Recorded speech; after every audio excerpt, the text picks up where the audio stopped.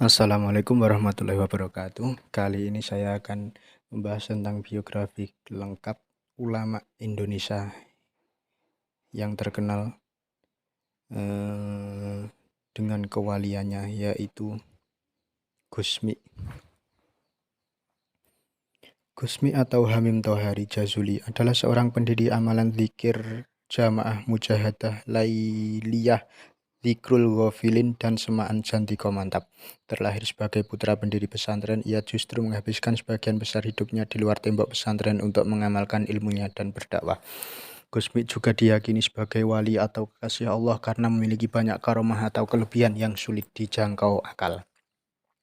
Gusmi lahir di Kediri pada 17 Agustus 1940 dari pasangan Kiai Haji Ahmad Jazuli Usman yang merupakan pengasuh pondok pesantren Al-Falah di pelosok Kediri dan Nyai Rodhiah.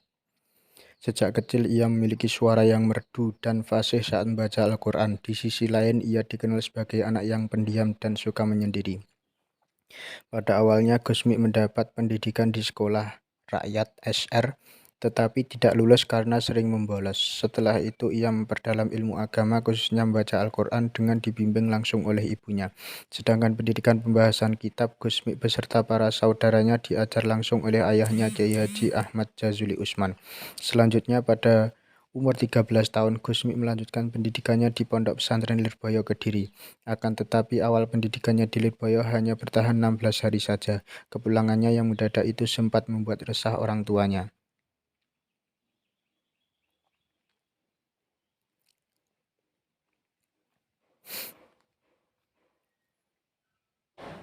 Namun Gusmi mampu membuktikan dirinya menguasai beberapa kitab seperti Sahih Bukhari, kitab hadis, Sahih Muslim, kitab hadis, dan tafsir Jalalain, kitab tafsir Al-Quran. Beberapa bulan kemudian Gusmi kembali belajar ke Lirboyo. Ia diketahui cukup rajin tetapi memiliki kebiasaan buruk, yakni selalu tidur saat santri lainnya sedang mengaji. Meski demikian, ketika gurunya mengajukan pertanyaan terkait materi yang telah disampaikan, Gusmi selalu mampu menjawabnya dengan baik. Selama di pesantren Lirboyo, Gusmi berteman dekat dengan beberapa santri, salah satunya adalah Abdullah dari Magelang. Abdullah inilah yang kemudian membawanya melanjutkan belajar di pondok pesantren yang diasuh oleh Kiai Haji Dalhar di Watucongol, Magelang, Jawa Tengah. Gusmi menyusun kembali wirid-wirid yang diajarkan oleh para gurunya seperti Kiai Haji Jazuli Usman, Kiai Haji Mahrus Ali, dan Kiai Haji Dalhar Watucongol. Mulanya Gusmi mendirikan jamaah mujahadah lailiyah pada 1962 yang mampu menarik jamaah cukup luas. Melalui komunitas ini, Gusmi menampakkan bahwa ia mengembangkan tradisi wirid di luar kelompok tarekat NU Nahdlatul Ulama yang sudah mapan. Jamaahnya kemudian berkembang dan menjadi Dzikrul Ghafilin. Selanjutnya antara 1971 hingga 1973 susunan wirid-wiridnya dicetak setelah jangkauan dakwahnya sampai ke Jember.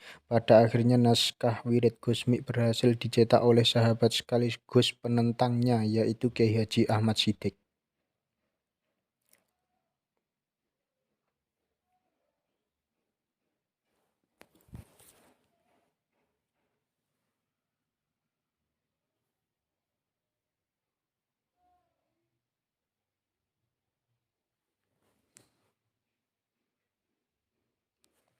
Selang beberapa waktu, semaan ini berkembang dan menjadi Jantiko pada 1987 di Jember yang lebih cepat berkembangnya. Jantiko kemudian berubah nama menjadi Jantiko Mantap pada 1989. Dakwah yang dilakukan Gusmi terbilang unik, pasalnya ia sering masuk ke tempat yang tidak biasa untuk dilakukan dakwah Islam. Adapun tempat yang didatangi adalah diskotik dan tempat perjudian yang kemudian mendapat tantangan dari gurunya di Lirboyo, Kiai Haji Mahrus Ali. Terjadi cerita di luar biasa ketika Gusmi pergi ke diskotik, di mana ia bertemu dengan orang yang sedang menenggak minuman keras. Gusmi kemudian menghampirinya lalu memasukkan minuman itu ke mulutnya. Namun ia mengatakan tidak menelan minuman keras tersebut tetapi membuangnya ke laut. Orang tersebut tidak percaya lalu melihat mulut Gusmi dan seketika kaget melihat adanya gelombang laut yang besar. Saat itu juga orang yang mabuk di diskotik tersebut bertobat dan meninggalkan kebiasaan buruknya. Jauh sebelum kejadian di diskotik, orang tua Gusmi menyadari akan adanya karomah atau kelebihan kewalian dalam diri putranya. Hal itu disadari ketika Gusmi ikut mengasuh pondok pesantren dengan mengajarkan berbagai kitab kepada santrinya.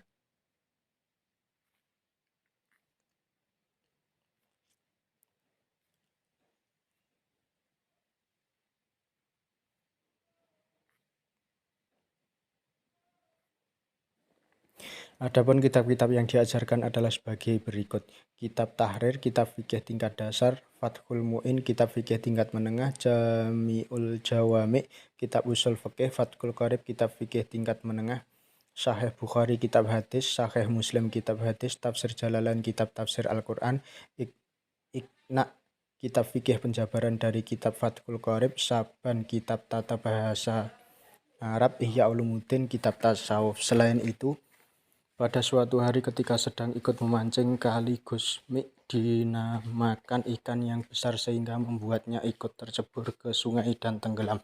Pengasuhnya pun panik dan mencoba mencarinya, akan tetapi pencarian itu tidak membuahkan hasil hingga membuat pengasuhnya melarikan diri dari pondok. Selang beberapa lama pengasuh tersebut mendengar bahwa Gusmi selamat dan kembali ke pondok. Dalam ceritanya, Gusmi mengatakan bahwa ikan yang tersangkut tersebut adalah peliharaan gurunya yang kemudian membawanya menghadap ke Nabi Khidir.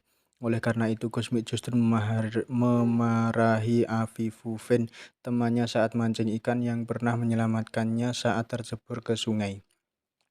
Pada pertengahan tahun 1992, Gusmi jarang terlihat dan hanya orang terdekatnya saja yang mengetahui keberadaannya. Selama itu ternyata Gusmi dirawat di Rumah Sakit Budi Mulia Surabaya dengan menggunakan identitas palsu untuk menjaga kerahasiaannya. Pada akhirnya Gusmi meninggal pada 5 Juni 1993 di Rumah Sakit Budi Mulia Surabaya atau sekarang dikenal menjadi Siloam. Sekian biografi Gusmi, semoga bermanfaat. Akhirul kalam, billahi taufiq wal hidayah, wassalamualaikum warahmatullahi wabarakatuh.